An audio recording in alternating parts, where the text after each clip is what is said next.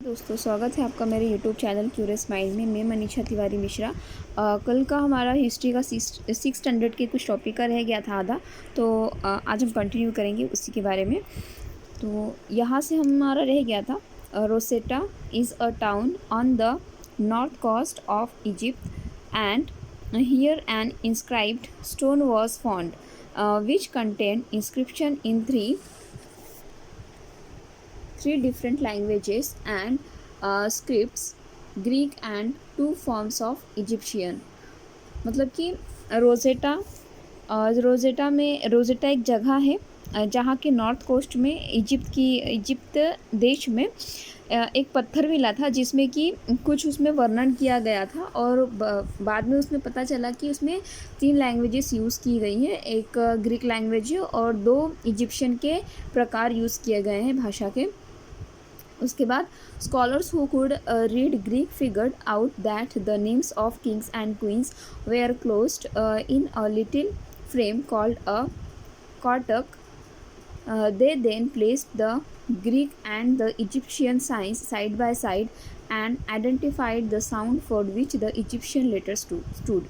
यानी कि उस लेटर को जब जिन्हें अलग अलग भाषाएं आती हैं उन्होंने पढ़ा तो उन्हें ये समझ में आया कि उसमें राजा और रानी के नाम लिखे हुए हैं, और उसे क्या कहा गया है, कॉर्टेज कहा गया है।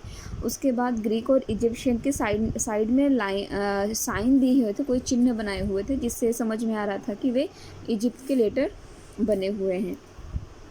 उसके बाद देखिए next lesson, on the trail of the earliest people Bhimbetka in present day Madhya Pradesh. Some sites known as habitation sites are places where people lived. यानी कि भीमबेटका एक ऐसी जगह है मध्य प्रदेश में जहाँ पे ये पता चला है कि पूर्वज वहाँ पे रह चुके हैं। वहाँ पे कुछ ऐसे एविडेंस मिले हैं। People choose this natural caves because they provided shelter from the rain, heat and wind। Natural caves and rock shelters are found in the Vindhyas and the Deccan Plateau। तो देखिए जो लोग हैं नेचुरल केव्स में रहते थे। पहले की जो लोग हैं वो बड़े बड़े पत्थरों में अपना आशियाना बना लेते थे, और उन्हें यहाँ पे क्या मिलता था, शेल्टर, मतलब उन्हें रहने का स्थान मिल जाता थी। उन्हें बारिश से और धूप से, हवाओं से सुरक्षा मिल जाती थी। तो इस तरह के जो नेचुरल केव से वे कहाँ मिले हैं, विंध्यास में मिले हैं और डेक्कन प्लेट्यू में मिले हैं। उसके बाद देखिए archaeologists have given lengthy names for the time that we are studying. They call the earliest period the palaeolithic. This comes, जो अध्ययन करते हैं इतिहास के बारे में उसे इतिहास उन्हें आर्कियोलॉजिस्ट कहा जाता है। इन आर्कियोलॉजिस्ट ने ये पता किया है कि उनके पढ़ाई से ये समझ में आया है कि कुछ पहले के उन्हें पत्थर मिले थे जिसे उन्होंने पैलियोलिथिक कहा है। ये आए कहाँ से हैं, फ्रॉम 2 ग्रीक वर्ड्स। यानी पैलियोलिथिक का वर्ड कहाँ से आया है, 2 ग्रीक वर्ड से आया है। Palaeo meaning old and lithos meaning stone. यानी पैलियो का मतलब होता है कि पुराना, और लिथोस का मतलब होता है स्टोन। तो ये पुराने स्टोन इसे कहा जाता है palaeolithic. The name points to the important of finds the stone tool। The Paleolithic period extends from 2 million years ago to about 12,000 years ago। This long stretch of the time is divided into the lower, middle and upper Paleolithic।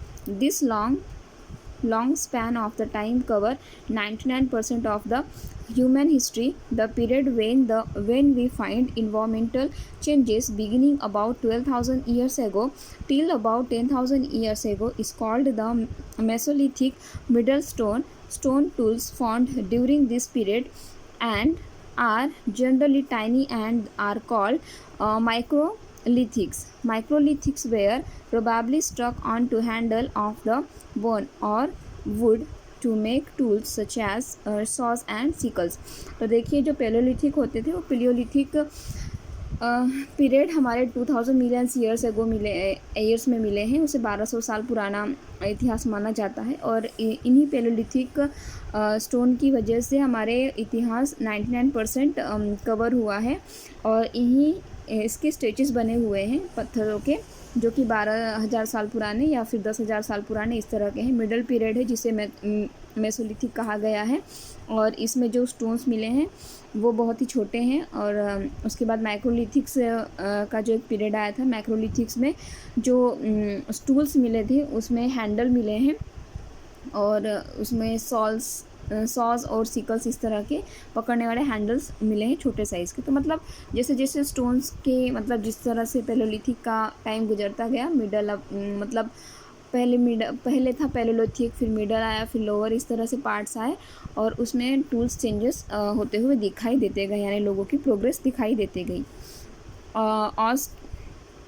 Ostriches were found in India during the Paleolithic period. Large quantities of ostrich egg shells were found at Patan in Maharashtra. Designs were engraved on some pieces, while beads were also made out of them. देखिए ostrich हमारे भारत में पाए गए हैं और ये पैलेयोलिथिक period में पाए गए थे, जो स्टोन एज कहा गया है, पाषाण युग, और वह तब मिले थे। और इनके बहुत सारे शेल्स मिले हैं, मतलब उनके अंडे के छिलके बहुत सारे मिले हैं, और ये पाटन के महाराष्ट्र में मिले थे। और उसी शेल से वहाँ के लोगों ने पीसेस बनाए और बीड्स बनाए हैं, जिसे वो आभूषणों की तरह इस्तेमाल करते थे। In France painting colour made by mineral, यानी फ्रांस में जो पेंटिंग बनाते थे मिनरल से बनाते थे, लाइक ऑकर और आयरन और एंड चारकोल। तो उनके मिनरल्स में क्या क्या ऐड होता था, ऑकर होता था, आयरन और होता था, एंड चारकोल। ये सारी चीज़ें मिलाकर वे अपनी पेंटिंग बनाते थे। कौन बनाते थे? फ्रांस बनाते थे। फ्रांस में बनाई जाती थी इस तरह की painting. The Mesolithic period 12,000 to 10,000 years ago. ठीक है, याद रखिएगा मेसोलिथिक का जो पीरियड था 12,000 to 10,000 ईयर्स एगो का था। The beginning of the Neolithic 10,000 years ago. Neolithic की जो स्टार्टिंग थी वो 10,000 ईयर्स में थी। उसके बाद देखिए, dog was first domestic animal. तो कुत्ता हमारा सबसे पहला जानवर है जिसे हम पालना शुरू करे थे। First farmer and herders are found all over the northwest in present day Kashmir and east and south India। तो देखिए, पहली बार जो हमें किसान मिले थे, हर्डर्स जो कि मतलब शिकार करते थे और जानवरों को चरावाह की तरह यूज़ करते थे, इस तरह के जो लोग हमें मिले थे वे हमें कहाँ मिले थे? नॉर्थ वेस्ट में मिले थे। देखिए, ये नॉर्थ है, ठीक है, ये नॉर्थ है, ये साउथ है, वेस्ट, ईस्ट। ठीक है, तो नॉर्थ वेस्ट की जो जगह थी, ठीक है, नॉर्थ वेस्ट की इस जगह पे हमें कौन मिले थे? फार्मर्स और हर्डर्स मिले थे। जो पहली बार ये पता चला था, मतलब ये कश्मीर की जगह है, ठीक है, कश्मीर और ईस्ट एंड साउथ इंडिया। अब ईस्ट और साउथ इंडिया में भी कुछ लोग मिले थे, ठीक है, जो क्या करते थे? खेती किसानी करते थे और जानवरों को पाला करते थे। Usually 2 to 3 generation live together in small settlement or villages. Most families are related to one another and groups of such families from a tribe। तो देखिए, ये जो फैमिली थी इसमें 2 से 3 जनरेशन रहती थी एक साथ, और ये लोग एक साथ क्या करते थे? विलेज मतलब गांव बनाकर एक साथ रहते थे, ठीक है।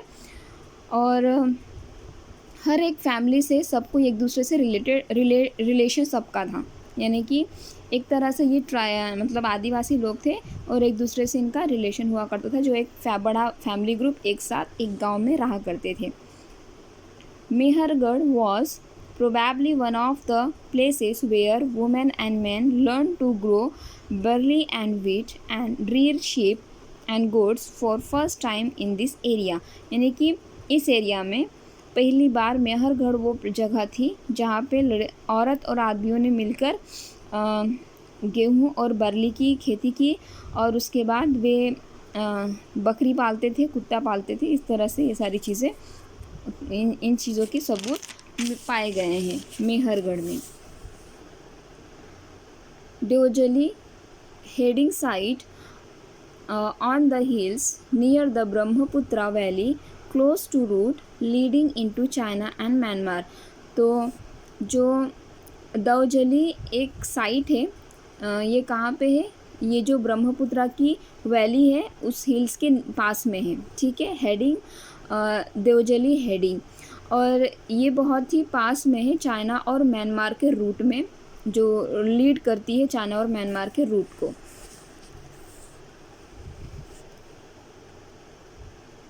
Turkey was one of the most famous Neolithic sites. Cattle hewing was found in Turkey. Several things were brought from great distances: flint from Syria, collieries from the Red Sea, shells from the Mediterranean Sea and used in the settlement. तो लोग अपने settlement के लिए अलग अलग जगहों से कुछ चीज़ें लाया करते थे, जैसे कि टर्की में one of the most famous Neolithic sites, यानी वहाँ पे एक नियोलिथिक बहुत ही फेमस साइट है जिसको कैटल ह्यूइंग कहा गया है, और ये कहाँ पे मिला है? टर्की में मिला है। और यहाँ पे बहुत सारी ऐसी चीज़ें लाई गई हैं जो कि बहुत दूर दूर से लाई गई हैं। वो है फ्लिंट लाया गया था सीरिया से, कॉलरीज लाया गया था रेड सी से, और शेल्स आए थे मेडिटेरियन सी से, मेडिटेरियन एक समुद्र है वहाँ से। तो इस तरीके से सेटलमेंट के लिए बहुत सारी चीज़ें दूर दूर से लाई गई थी टर्की में, नियोलिथिक साइट्स में। Beginning of domestication about 12,000 years ago. ठीक है, यानी लोगों ने डोमेस्टिकेट यानी जानवरों को पालतू बनाने की जो प्रक्रिया है ये कब से शुरू हुई थी? 12,000 साल पहले, 12,000 साल पहले थी। उसके बाद beginning of settlement at Mehrgarh about 8,000 years ago, यानी कि जो मेहरगढ़ है वहाँ पे सेटलमेंट की प्रक्रिया कब शुरू हो गई थी? 8,000 साल पहले। उसके बाद देखिए फोर्थ लेसन है in the earliest cities 150 years ago when railway lines were being laid down for the first time in the Punjab, engineers stumbled upon the site of Harappa in present day Pakistan. This city is developed about 4,700 years ago. तो देखिए बहुत हज़ारों साल 100 साल पहले की बात है कि जब यहाँ पे रेलवे लाइन बनाई जा रही थी, उस टाइम पे पंजाब ये पाकिस्तान में आता है, वहाँ के इंजीनियर्स को कुछ ऐसी चीज़ें दिखाई दी, वहाँ से हड़प्पा संस्कृति के बारे में जानकारी मिली। आज उसे पाकिस्तान के नाम से जाना जाता है। और इस साइट की जो उत्पत्ति है वो कब हुई होगी? 4700 साल पहले। In Mohenjodaro a very special tank which archaeologists call the great bath. तो मोहनजोदारो नाम की एक बहुत बड़ी टैंक थी जिसे इतिहासकारों ने एक ग्रेट बाथ करके उसे संबोधित किया है। Copper and bronze were used to make tools, weapons, ornaments and vessels. Gold and silver were used to make ornaments and vessels. तो देखिए कॉपर और ब्रांच भी उस टाइम पे डेवलप हो चुके थे, जिसे कि टूल्स बनाने के लिए या फिर तलवारें बनाने के लिए या फिर जेवरात, इस तरह की चीज़ें। वेसल्स आप जानते हैं जिसमें फूल वगैरह रखे जाते हैं शोपीस के लिए, या फिर कुछ पीने के लिए वेसल्स बनाए जाते हैं, पानी पीने के लिए वो जग टाइप के होते हैं, तो वेसल्स इस तरह की चीज़ें बनाए जाते थे। उसके बाद गोल्ड और सिल्वर को किस चीज़ के लिए यूज़ किया जाता था? ऑर्नामेंट्स, गहनों के लिए और वेसल्स बनाने के लिए। Cotton was probably grown at Mehrgarh from about 7,000 years एगो। Actual pieces of cloth were found attached to the lid of a silver vase and some copper objects are Mohenjodaro. देखिए जो कॉटन थे वो कॉटन सबसे पहले कहाँ पे उगे थे? मेहरगढ़ में उगे थे पहली बार 7,000 साल पहले। और जो एक पीस मिला था कॉटन का, कॉटन के कपड़े का जो पीस मिला था वो कहाँ मिला था? एक सिल्वर मतलब एक चांदी के वेसल में, वेसल के ऊपर एक ढक्कन था, वहाँ पे एक कॉटन का टुकड़ा मिला हुआ था। और उसके बाद उन्हें कुछ चीज़ें मिली थी कॉपर की मोहनजोदारो में। Unlike stone or shell that are found naturally, fence is a material that is artificially produced. A gum was used to shape sand or powered cords.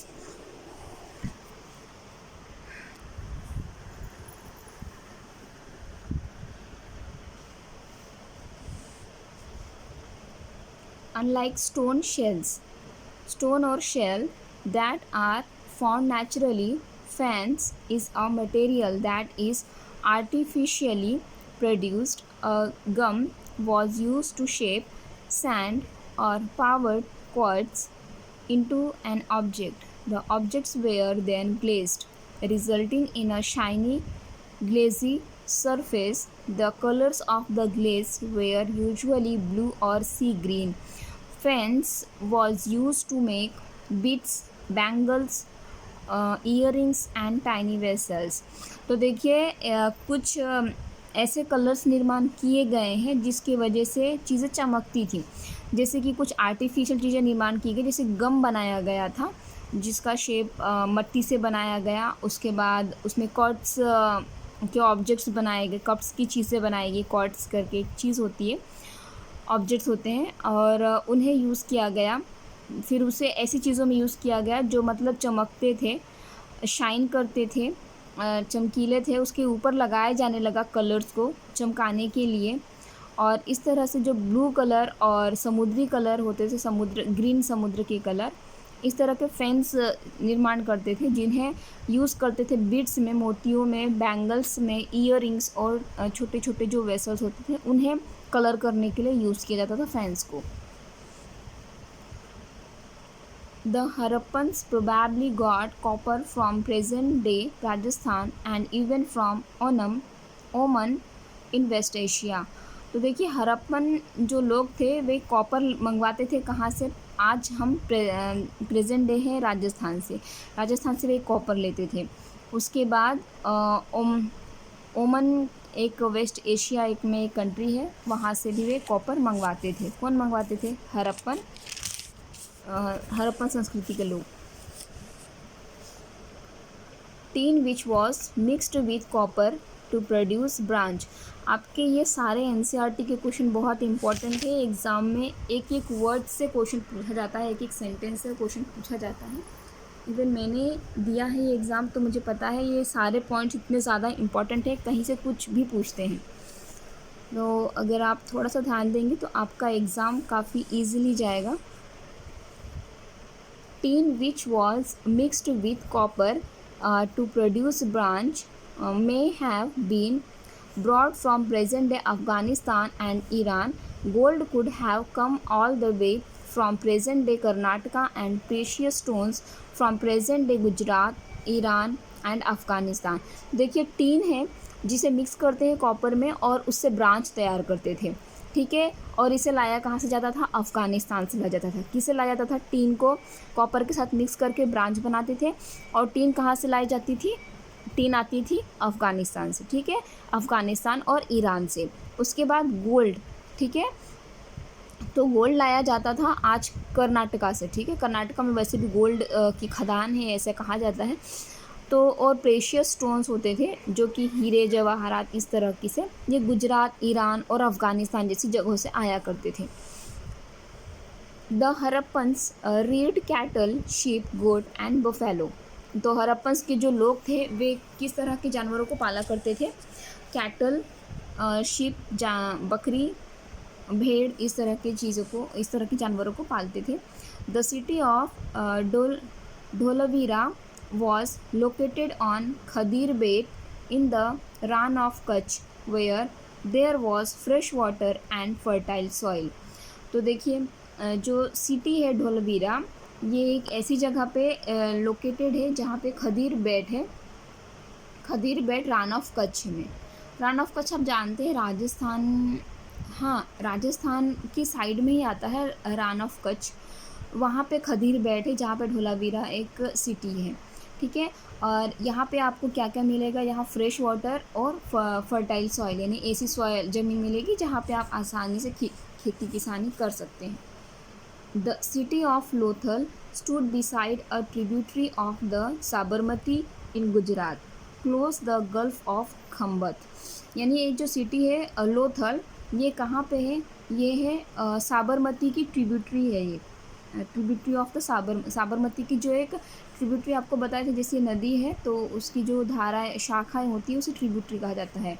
तो मेन ये है साबरमती का रिवर और उसकी जो ट्रिब्यूटरी है उसके ही साइड में लोथल सिटी है, ठीक है। और ये कहाँ पे है, गुजरात। और ये पास में क्या पड़ता है, Gulf of Khambhat. Most of Egypt is a dry desert except for the lands along the river Nile. Around 5,000 years ago, kings ruled over Egypt. These kings sent armies to distant lands to get gold, silver, ivory, timber, and precious stones. They also built huge tombs known as pyramids. When they when they died, the bodies of kings were presented and buried in this pyramid. तो देखिए जो Egypt में ख़ास तौर पे ये होता था, वहाँ पे डेज़र्ट है, डेज़र्ट लैंड है। डेज़र्ट लैंड आप जानते हैं, रेतीली जगह, जहाँ पे रिवर नाइल है। और ये 5,000 साल पुरानी बात है, जहाँ पे राजा राज्य करते थे इजिप्ट के। और इन राजाओं की जो आर्मी होती थी, ये दूसरे दूसरे देशों में जाके सोना लाती थी, चांदी, आइवरी, आइवरी का मतलब होता है हाथी के दांत, ये सब लेकर आते थे, हीरे जवाहरात लेकर आते थे। और इस तरह से ये लोग बहुत बड़ा सा एक टम्स बनाते थे इस तरह से, ठीक है। और इसी को ये क्या कहते थे, पिरामिड्स कहते थे। और जब वो उस किंग की डेथ हो जाती थी, तो ये लोग उस किंग की बॉडी को उसी पिरामिड में दफन कर देते थे। These carefully preserved bodies are known as mummies. A large number of objects were also buried with them. This included food and drink, clothes, ornaments, utensils, musical instruments, weapons, and animals. Sometimes even serving men and women were buried with the rulers. These are amongst the most elaborate burials known as world history. तो देखिए इस pyramid में king को तो दफनाया जाता था उनके मरने के बाद, बट उनके साथ साथ जो भी उनके पालतू जानवर थे, या फिर उनके लिए ड्रिंक के लिए ग्लास, म्यूज़िकल, उनकी फेवरेट इंस्ट्रूमेंट, उनके कपड़े, उनके जो फेवरेट सर्वेंट थे, उन्हें भी उनके साथ रखा जाता था, ठीक है। तो इस तरह की चीज़ें ही इतिहास में आई और पूरे देश में फेमस हुई ये पिरामिड इजिप्ट की। और जो दफनाए जाते थे पिरामिड में, उन्हें मम्मीज़ कहा जाता था। Cotton cultivation at Mehrgarh about 7,000 years ago. 7,000 साल पहले कॉटन की खेती शुरू हुई मेहरगढ़ में। Beginning of cities about 47,000 years ago. Beginning of the end of this cities about 3,900 years ago. The emergence of other cities about 2,500 years ago. वो उतना exam में पूछा नहीं जाता है, जो मेन चीज़ें हैं बस उन्हें याद रखिएगा। The Rigveda are in the form of dialogues. This is part of one such hymn, a dialogue between a sage named Vishwamitra and two rivers, Beans and Satluj, that were worshipped as goddess. तो देखिए ऋग्वेद में क्या है कि एक तरह की ये संवाद है एक दूसरे से, जहाँ पे हाइम्स मतलब स्रोत लिखे जाते हैं डायलॉग के द्वारा। और यहाँ पे एक साधु है विश्वामित्र, इनका संवाद है दो रिवर्स के साथ, वो है बीन्स एंड सतलुज, ठीक है।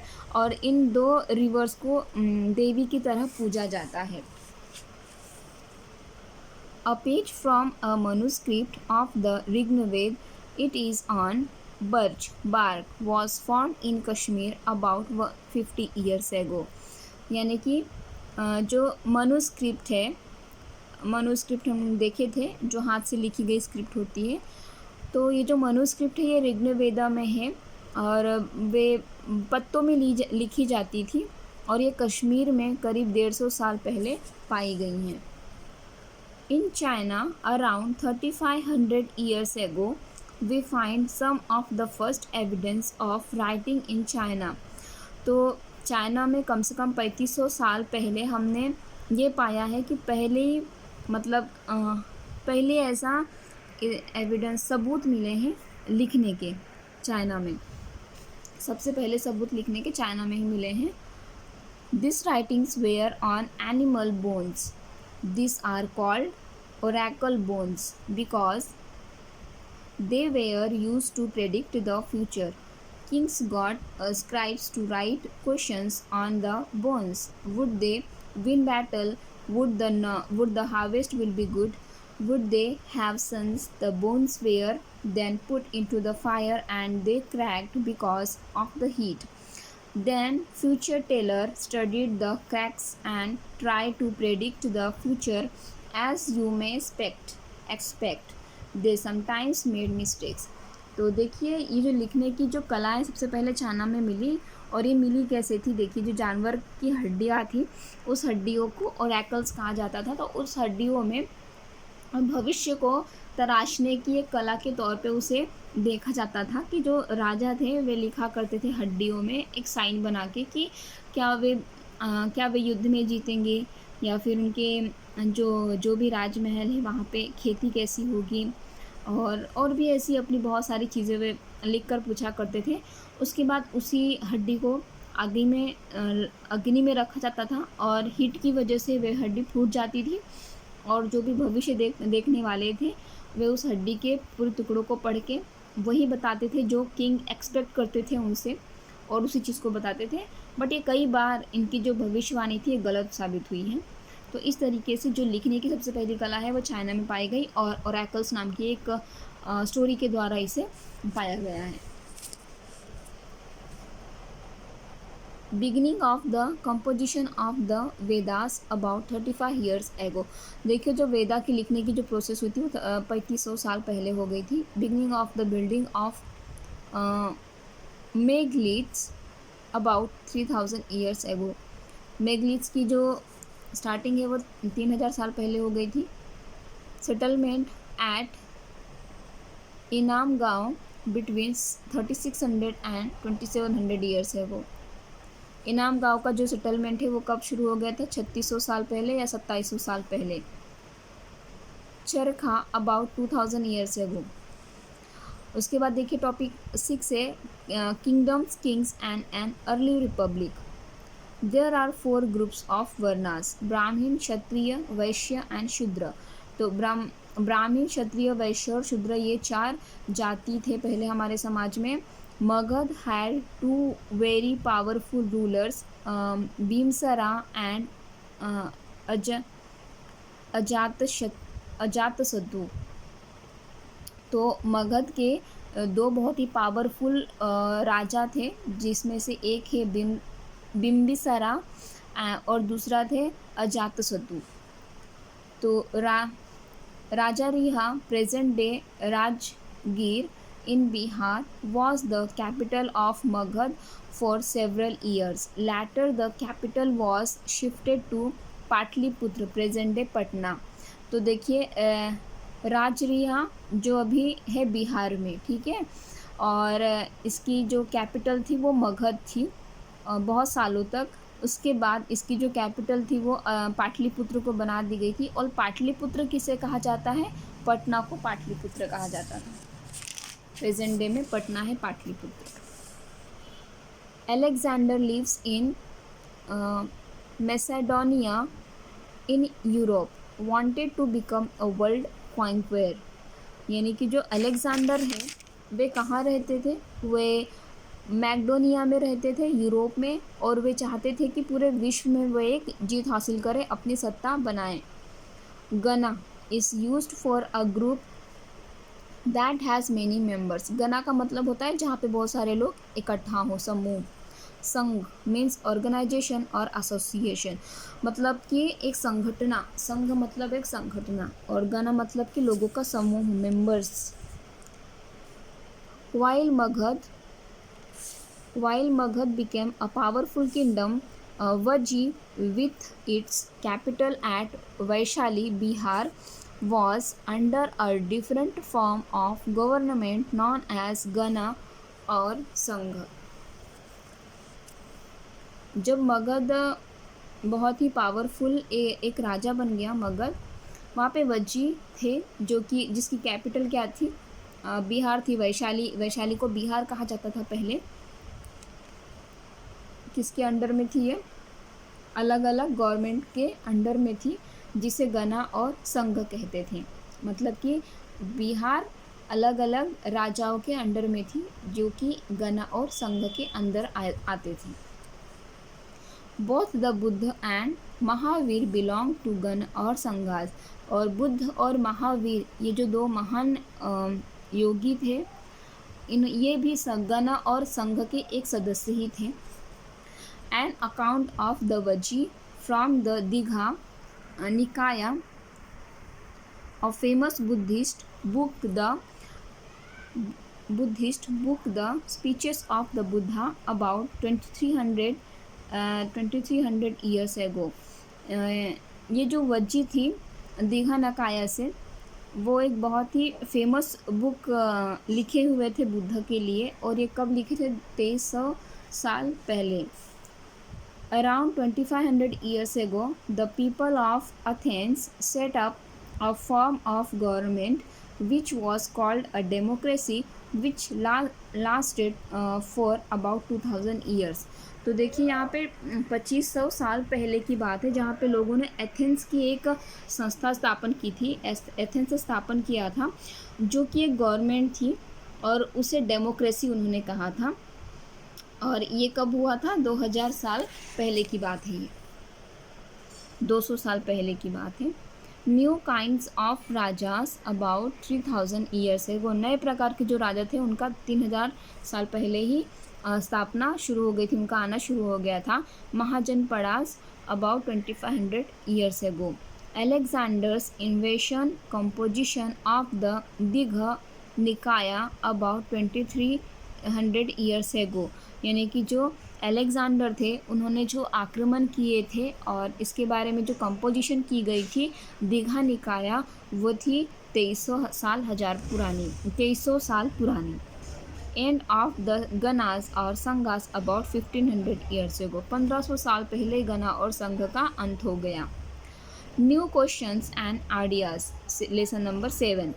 Siddharth also known as Gautam, the founder of Buddhism, was born about 2500 years ago.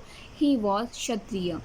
तो सिद्धार्थ किसका नाम था? गौतम। गौतम बुद्ध का नाम सिद्धार्थ था, और वो बुद्धिज़्म के संस्थापक थे, और उनका जन्म करीब 2500 साल पहले हुआ था, और वो क्षत्रिय थे। He decided to find his own path to realization and meditated for days on end under a peepal tree at Bodh Gaya in Bihar। तो इन्होंने डिसाइड किया कि मैं अपनी खुद की राह चुनूं या अपने आप को जानूं। इस वजह से वे मेडिटेट करते थे पूरा दिन, और पीपल के झाड़ के नीचे बैठते थे। और ये कहाँ बैठते थे? बोध गया, जो कि बिहार में है। बोध गया, बिहार। गौतम बुद्ध की बात कर रहे हैं हम। He went to Sarnath near, ये सारनाथ का क्वेश्चन मुझे आया था। He went to Sarnath near Varanasi, where he taught for the first time. He spend the rest of his life travelling on foot, going from place to place. तो ये कहाँ गए थे? सारनाथ गए थे, जो कि वाराणसी के पास है। वहाँ उन्होंने लोगों को पहली बार पढ़ाना सिखाया, संदेश देना सिखाया, और वे वहाँ पे रहने लगे, ठीक है। और पैदल ही अपनी यात्रा करते थे एक जगह से दूसरी जगह पे। तो उन्होंने सबसे पहला अपना संदेश सारनाथ में दिए थे। The stupa at Sarnath, this building known as a stupa was build to mark the place where the Buddha first taught his message. तो देखिए, स्तूपा था एक सारनाथ में, जिसे बनाया गया था, और इसे कहा जाता है स्तूपा, ठीक है, स्तूप। और ये जो जगह है, इसी जगह पे भगवान गौतम बुद्ध ने पहली बार अपना मैसेज सिखाया था, यानी अपना संदेश दिए थे, लोगों तक पहुंचाए थे। They described this as the atman और the individual soul and the Brahman or the universal soul. They believed that ultimately both the Atman and the Brahman were one। तो उन्होंने ये लोगों को ये वर्णित किए थे कि जो आत्मन है वही हमारी एक, जो व्यक्तिक आत्मा है वही एक आत्मन है, और वही ब्राह्मण है। ये पूरे विश्व में उन्होंने बताया था कि सारे जो विश्व के जो आत्माएं हैं वो सब ब्राह्मण हैं। और इसी बात को लेके they believed that ultimately both the आत्मन, उसके बाद लोगों ने विश्वास करना शुरू किया कि जो आत्मन है वही ब्राह्मण है, वो दोनों एक हैं। Upanishad means approaching and setting near. Upanishad का मतलब होता है कि किसी चीज़ को अचीव करना और पास में ही सेट करना, उसी चीज़ को सेट बनाना। A women thinkers such as Gargi, who was famous for her learning and participated in debates held in royal courts। तो जो गार्गी थी वो पहली ऐसी वुमेन थी, लेडीज़ थी जिन्होंने पढ़ना सीखा और वे डिबेट्स में पार्टिसिपेट करती थी। जो रॉयल कोर्ट होते थे, राज दरबारों में जो सभाओं में जो वाद विवाद स्पर्धा हुआ करती थी, वहाँ पे वे अपनी नॉलेज, अपने ज्ञान की ताकत दिखाया करती थी Gargi. One famous expectations was Satyakama Jabala, who was named often his mother the slave women Jabali. यानी कि एक बहुत ही फेमस सत्यकामा जबाला थे, ठीक है। वो एक एक्सेप्शन है, अपवाद है। क्यों अपवाद है? क्योंकि उनका नाम जो है उनकी माँ के हिसाब से रखा था, जो कि एक स्लेव थी, नौकरानी थी जबाली के। जबाली नाम की एक नौकरानी थी, उसके हिसाब से उनकी माँ के हिसाब से उनका नाम रखा गया था सत्यकामा जबाला, और उनकी माँ का नाम जबाली थी। Panini prepare a grammar for Sanskrit. ने पनीनी ने ही ग्रामर बनाया है संस्कृत का। He arranged the vowels and the consonant in a special order and then used this to create formula like those found in algebra। तो पनीनी ही थे जिन्होंने संस्कृत में ग्रामर बनाई, और इन्होंने अरेंज किया वोवेल्स और कंसोनेंट के साउंड को, और इन्होंने रूल्स बनाए और फार्मूलाज भी तैयार किए जिन्हें कहाँ यूज़ किया जाता है, एल्जेब्रा में यूज़ किया जाता है। तो याद रखिएगा, पनीनी संस्कृत की ग्रामर के निर्माता हैं, एल्जेब्रा में भी उनके रूल्स यूज़ होते हैं। The most famous thinker of the Jainas Vardhamana Mahavira. He was a Kshatriya prince of the Lichavis, a group that was part of the वजी संघ। तो देखिए, एक बहुत मतलब फेमस विचार, हाँ, अच्छे विचार वाले जो व्यक्ति, महान पुरुष थे उस टाइम पे, उसमें से एक थे जैनास थे, और उसके बाद थे वर्धमान महावीर, ठीक है। तो ये जो वर्धमान महावीर थे क्षत्रिय थे, राजा थे, ये लिच्छवी से बिलोंग करते थे, और ये किस ग्रुप से बिलोंग करते थे? वजी संघ से, ठीक है। लिच्छवी से ये थे और क्षत्रिय थे, और वजी संघ से ये वजी संघ में बिलोंग करते थे। The word Jaina comes from the term Jina meaning conqueror. तो जो जैना वर्ड है, जैन, ये कहाँ से आया है? ये जीना मतलब होता है कि जीतना, ठीक है। तो वहाँ से जैन शब्द आया है। Mahavira followed ahimsa, which means not hurting और killing living things, long to live things, life is dear. यानी कि जो महावीर थे उन्होंने अहिंसा का मार्ग अपनाया, और उन्होंने ये कहा कि किसी भी जंतु को या किसी भी जानवर को कभी भी नुकसान नहीं पहुंचाना चाहिए, और ना ही उन्हें मारना चाहिए। वो सभी अपने आप में अपनी ज़िंदगी के बहुत ही प्रिय होते हैं। Long to live to lie all things, life is dear. सबको अपने हिसाब से ज़िंदगी जीने दो, क्योंकि सबकी ज़िंदगी उनके हिसाब की भगवान ने दी है उन्हें। They were written down in the form in which they are presently available at a place called Vallabhi in Gujarat about 1500 years ago। तो उन्होंने एक चीज़ लिखी थी जो कि एक प्रकार था,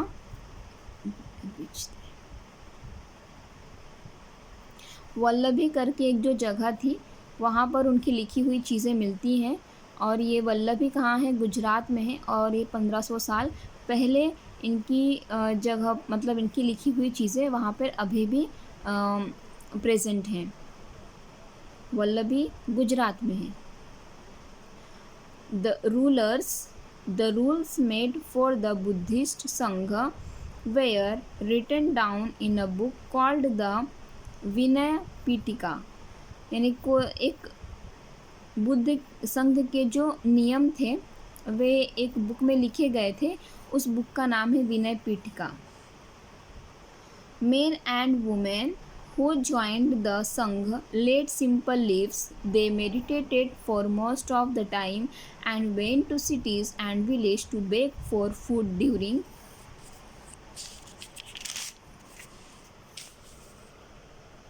fixed hours. That is why they were known as bhikkhus, the prakrit word for beggar। तो देखिए जो लोग भिक्षु थे, मतलब भिक्खुस कहा जाता है लड़की और लेडीज़, जेंट्स, आदमी, औरत, इस सबको अधिकार था कि वे संघ में जाएं और बुद्ध की तरह ज़िंदगी जी सकते थे। वे संघ में जाते थे, मेडिटेशन करते थे पूरा दिन। उसके बाद भूख लगती थी तब वे अपने गांव-गांव पैदल जाते थे और वहाँ से कुछ अनाज मांग कर लाते थे और इसी तरीके से वे अपना गुजारा करते थे। और इस वजह से उन्हें भिक्खुस कहा जाता था, जिसको प्रकृत शब्द है बेगर, यानी कि भिखारी का शब्द यूज़ किया गया है उनके लिए। This is a cave in Karle, present day Maharashtra. Monks and nun lived and meditated in this shelters. तो देखिए केव है कर्ल में, ठीक है। प्रेजेंट डे कहाँ है, महाराष्ट्र में। तो महाराष्ट्र के कर्ल की में केव मतलब गुफा होती है, ठीक है। तो वहाँ पे मॉन्क्स एंड नन, मॉन्क्स यानी और आदमी, नन यानी लेडीज़ हैं, ठीक है, जो बौद्ध को अपने आप को पूरा समर्पित कर देते थे। वे वहाँ रहते थे और वे वहाँ मेडिटेशन करते थे और शेल्टर्स मिलता था उन्हें, मतलब रहने के लिए स्थान मिल जाता था। Many supporters of the monks and nuns and they themselves felt the need for more permanent shelters, and so monasteries were built, were known as viharas। तो देखिए इस तरह से मॉन्क्स और नन्स को सपोर्ट के लिए कुछ लोग आते थे, वे उन्हें मदद किया करते थे, उनकी सपोर्ट के लिए जो भी लगता था वे उन्हें देते थे। बट कभी कभी मॉन्क्स और नन्स को भी लगता था कि परमानेंट शेल्टर्स होना चाहिए, इसलिए वे खुद से ही शेल्टर बनाते थे, जिसे विहार्स कहा गया है। विहार्स परमानेंट शेल्टर उन्होंने बनाया था अपने लिए। 4 आश्रम्स वेयर ऑर्गेनाइज्ड, रिकॉग्नाइज्ड: ब्रह्मचर्य, गृहस्थ, वानप्रस्थ एंड संन्यास। तो देखिए कितने आश्रम हैं, 4 आश्रम हैं। ब्रह्मचर्य, गृहस्थ, वानप्रस्थ एंड संन्यास। 4 आश्रम याद रखिएगा, ये क्वेश्चन आता ही है, कई बार पूछ चुके हैं। ब्रह्मचर्य, गृहस्थ, वानप्रस्थ एंड संन्यास। Zoroaster was an Iranian prophet. His teachings are contained in a book called the Avesta. The basic teaching of Zoroaster are contained in the maxims: good thoughts, good words and good deeds। यानी कि ज़ोरास्ट्रो एक Iranian prophet, संत थे, और उन्होंने जो पढ़ाया था वो उन्होंने एक बुक में लिखे थे, जो उनके बुक का नाम है अवेस्टा। और इस बुक में वे एक बेसिक चीज़ के बारे में पढ़ाते हैं, और उन्होंने अपने सिद्धांत में यही बात बताई है कि एक अच्छा सोचो, अच्छे वर्ड, अच्छे शब्द यूज़ करो और अच्छा काम करो। मतलब हर चीज़ में आप जो भी कर रहे हो उसे अच्छा ही करो, दूसरों को हानि ना पहुंचाओ। ये ज़ोरोस्टर के विचार थे। और ज़ोरोस्टर कहाँ से बिलोंग करते हैं, ईरानियन थे, और इन्होंने एक बुक लिखी जिसका नाम अवेस्टा था। और इनका जो सिद्धांत है, अच्छा सोचो, अच्छे शब्द यूज़ करो और अच्छा काम करो। Later, some Zoroastrians migrated from Iran and settled down in the coastal town of Gujarat and Maharashtra. They were the ancestors of today's Parsis. तो ये जो ज़ोरास्ट्रर्स के जो कुछ लोग थे वे माइग्रेट किए, मतलब कि दूसरी जगह चले गए। वे ईरान से कहाँ आ गए हैं, वे कोस्टल टाउन आ गए हैं। कोस्टल टाउन में कहाँ आ गए हैं, गुजरात और महाराष्ट्र। देखेंगे आप कभी भारत का नक्शा, तो इस साइड में जो गुजरात और महाराष्ट्र का जो एरिया है, इसी साइड में वे आकर सेटल हो गए। और इन्हीं को क्या कहा जाता है, पूर्वज कहा जाता है पारसीज के। जो पारसी होते थे उनके ये पूर्वज कहे जाते हैं। और ज़ोरास्ट्रर्स के, ज़ोरास्ट्रियंस लोगों को पर्शियन लोगों के पूर्वज माना जाता है। और वे कहाँ सेटल हुए थे, गुजरात और महाराष्ट्र के एरिया में, कोस्टल एरिया में। Upanishadic thinkers, the Jain teacher Mahavir and the Buddha about 2500 years ago. यानी जो उपनिषदिक लोग थे, जैन टीचर थे महावीर और बुद्ध, ठीक है, इन ये सभी लोग कब आए थे, 2500 साल पहले आए थे। Writing down of the Jain text about 1500 years ago. यानी कि जो लिखी हुई जैन की बुक थी वो कब आई थी, 1500 साल पहले। अब ये 8 लेसन चल रहा है अशोका एंड एम्पायर। इसके बाद कितने टॉपिक और बचे हैं वे देख लेते हैं हम। बहुत कुछ है, अब हम यहीं स्टॉप होते हैं। बाकी का टॉपिक हम कल देखेंगे। आई होप आपको अच्छा लगा हो। और सारी ये जो एनसीईआरटी की बुक से एक एक पॉइंट निकाले गई हैं, यही आप तक पहुंचाना है ताकि आपकी एग्ज़ाम अच्छी हो और आप एग्ज़ाम में आपको इस वीडियो से कुछ मदद हो। तो वीडियो अच्छा लगा हो तो लाइक करें, शेयर करें, दोस्तों से शेयर करें। और अगर अच्छा ना भी लगा हो तो क्यों अच्छा नहीं लगा उसके बारे में भी ज़रूर कमेंट करें ताकि मैं इम्प्रूवमेंट कर सकूँ। Thank you for watching this video.